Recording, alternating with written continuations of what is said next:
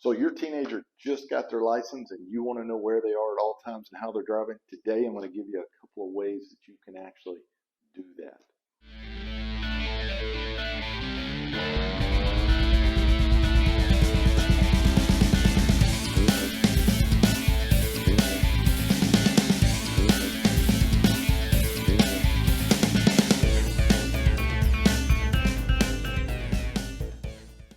So one of the first things that you can do is you can use your smartphone. There's a lot of apps out today that will help you track your child and track how they're driving. Make sure that they're safe and that they haven't had an accident. One of the best ones out there that I know of right now is Life 360. We have that on our phones and we monitor our teenagers. It's a great program, but it does have a couple of flaws. It will track if they've had an accident. It's going to track if they're driving erratic. It's going to track if they're playing with their phones while they're driving. It tracks all of those things, which is great. But teens are smart. Teens can actually shut off the unit if they want to. They can claim they lost service. They can actually run the battery down so low on their phone that it no longer works. I believe if it gets below 10% power, the unit stops functioning. They can leave their phone at home if they want to. There's so many ways to get around that. So if you have a teenager that you want to track 100% and you do not want to rely on them to make sure that they're not tampering with the phones or whatever, you're going to have to do something like install a GPS unit like this one in their car. Now, there are several types of these units, and they have, some of them have really good pluses and some of them have some really bad negatives. And I want to tell you some of the basics. So if you start going type in, say on Amazon, you want GPS units with no monthly fee, you're going to come up with the cheaper units. They're going to run you about, well, if you do that, they're going to run you probably 40, 50 bucks a piece instead of the normal, $15, $20, $25 because you're not paying a monthly service fee. But what the catch here is what you do to be able to track it, you're going to have to go to your phone company and you're going to have to get a SIM card to put into those units so that you have trackability to that unit. That's what most of them I found were asking for. So technically I'm going to spend more with the phone company setting that up than if I just buy a unit that I don't have to do that with and pay them their monthly fee. So that's one drawback.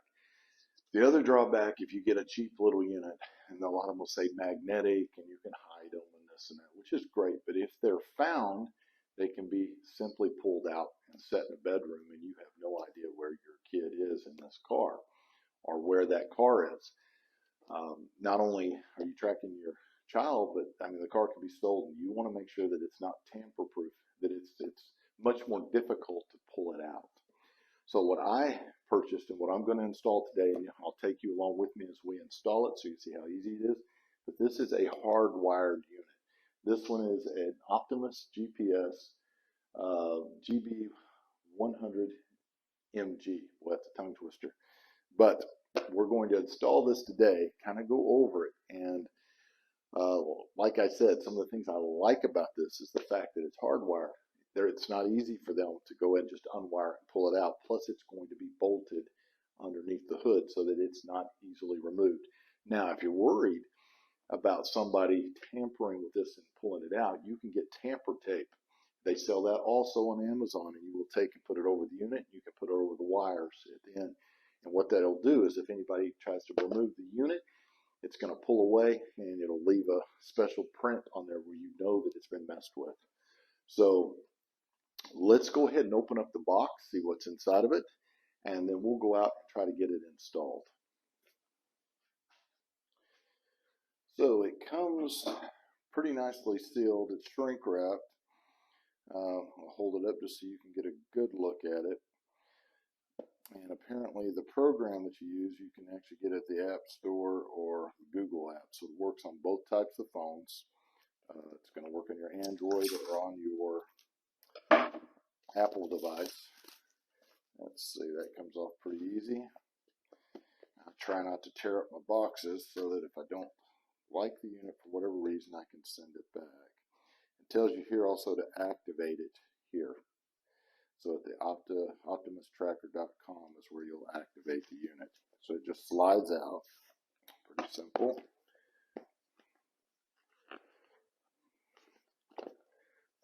It's almost like a phone case. Pops open. Get a lot of little cards here. Warranty, call here. And they've got all the information and the times. And installation instructions. Nice little card. Looks like they try to make it pretty simple to get it installed. And then this is a tape, I guess, that you will put on the back. I haven't looked at any instructions yet, but I would imagine sticky here, it's going to go on the back and probably on the unit. But the reason I got this unit, one of the reasons, is I like these because I will put a self-tapping screw in each one to attach that. Now it does I'll have to read all the instructions to make sure I've got it right. It is a fusible link. They've already got the clips on, which I love. That means I don't have to go buy clips. And this will go just directly at the battery, which is really nice. Now, like I said, I would have this fairly tight to the battery and put probably some of the tape right across the end so that if somebody tries to undo it and pull it out, you're going to see that tape's been pulled away. It'll take a little effort to undo it. And it does have an LED light, it looks like here. So we're going to go out now and try to get this thing installed. It looks like it's fairly simple. So the car we're going to install this on is a little Kia Forte. I've already popped the release on the hood, so we're going to go ahead and raise this hood. If I can figure out where it's at. There it is. And this one has a pull down here. And battery is on this side. So I'm going to pull you guys in closer so that you can actually see how we're going to attach. Here's our battery. We're going to loosen these terminals, and these are going to go in the front of each terminal at the screw is where I'm going to put it. Now the trick here is this little car does not have a lot of room for mounting my tracker. And I doubt there's going to be much room inside of here. Inside of your fuse box. So I'm going to have to find a place to mount, and I only have so much wire. So that is going to be our trick. Also, there's an arrow on the front of these units, and you have to face this unit with the arrow facing the heading of the car. It would actually be nice if I could get it in here on this wheel well, if they had a bigger wheel well here. So let me play with that for a second. We'll figure out where I'm going to actually put it. What I figured out, it's really kind of complicated to mount this anywhere. I really wanted to put it on a firewall and mount it with self-tappers. That's probably not going to happen. So I've got my cover here, which goes to my fuse box. I don't really want to drill holes through it. One, it's going to mess up the actual diagram that tells me what's what. Plus, if water does happen to get under this engine, or if people are spraying, you're going to get water in the fuse box. So this has the double-sided sticky tape, which is right here. So we're going to put that tape there. I'm going to mount it with the arrow facing the front of the car and be able to mount my wires right here at the battery. And this should also not hit the top. I've got plenty of room here where that's not going to hit. Now what I am going to do is go ahead and order the tape that lets me know the tamper tape, so I can run a piece of the tamper tape across here real good, so they can still open this up to get to a fuse if a fuse blows, but if they try to remove this, I'm going to know. And you can put a small piece of tamper tape at each one of the terminals. So I will order that and put that on, but we're going to go ahead and loosen this real quick. This is either going to be probably a 3/8 or a 7/16 on these. It's definitely not the 3/8. And it's not a 7/16. So this is probably metric, so I need to go grab a metric wrench. Okay, we're going to try my little Craftsman 1/4 inch. I believe that's going to be a 10. So let's see if I can grab a hold of it. The only problem I may have is the stem's a little long, but if I can get it loose. Yep, that's it. So it's a number 10. And I also see another problem. There's no holder for this battery, which is not a good thing. So all I'm going to do is loosen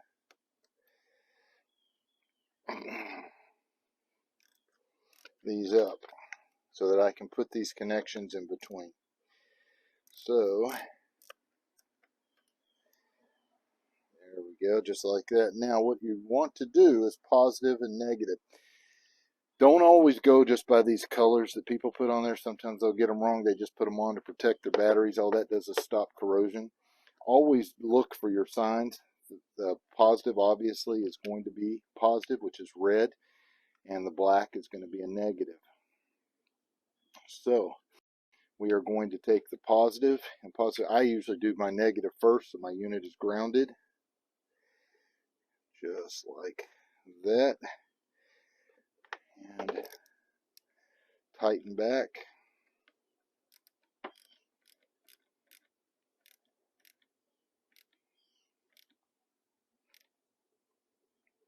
Just like that. Make sure you're tight. You don't want to over tighten, break your unit, but you want it tight enough. Well, that's being a little stubborn.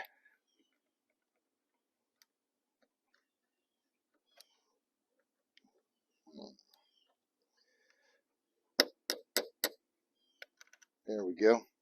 Sometimes you gotta give it a little bit of persuasion. Now let's put our positive on. Get it in. I like to turn the terminals down so they don't end up getting something against them.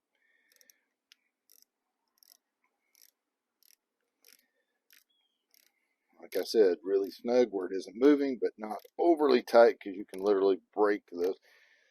These, with these terminals, not so much, but you do want it tight. I have seen it where they've broken the stem off. Same thing on this one, so we're gonna, there we go. And put them back.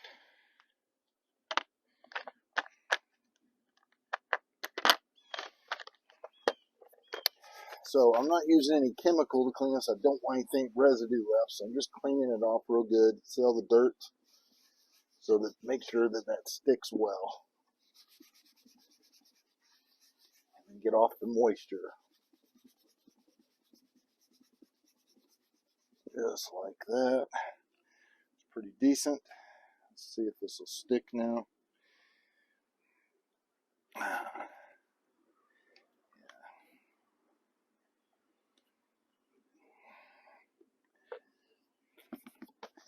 Usually these glues work off heat, so if you rub them real good, they tend to stick much better. You heat it up. Alright, got it heat. Now I'm going to pull off the outer plastic or covering paper. Usually has a wax coating on it. Pull that off. Take the unit, make sure your arrow is facing the direction of the car as it moves. We do have an LED light.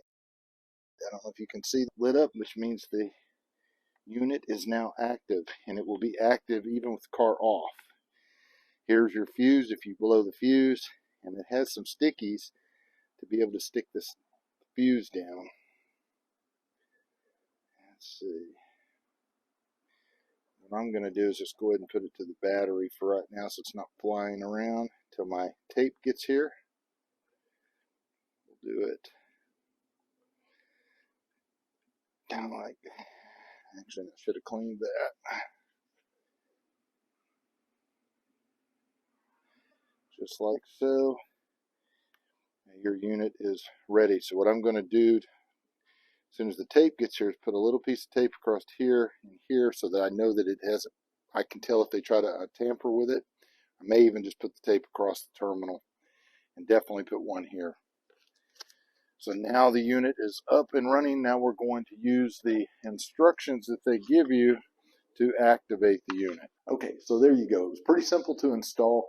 Went in really quick. The one thing I would have preferred is to find a place on the wheel well to mount it or somewhere up underneath, but there really wasn't a good spot. Even if I pulled things out and tried to put it underneath and use bolts to attach it or self-tapping screws, there really wasn't a good spot. Tamper tape will be in the morning, and I will put the tamper tape on. I'll go ahead and put a little tamper tape around each one of the wires as it goes into the battery. Now, I will tell you that the software will show you right away if it is disconnected, and that's one thing that is good to know. It's a good thing to let your teenager know that if they play with that wire, you're going to know right away. The Other thing is when you activate it, make sure you don't throw the box away. It has an activation code on the side, kind of like computer software usually has a code. If you go get Microsoft Windows or something, you have a code. It's very similar to that code. So you'll take that code, you'll log on online, you'll go ahead and pay for your service. You'll pick between monthly, bi-monthly, or bi-monthly, every 6 months, or yearly. And once you do that and you pay for it, they're going to send you to a couple of emails. They'll send you one that'll be your receipts, and they'll send you another one that'll give you instructions to go to their website and log in. And once you log in, you can do a couple of things there. You can go ahead and download the app if you're using your phone, and you can use the app going forward on your phones to track the car.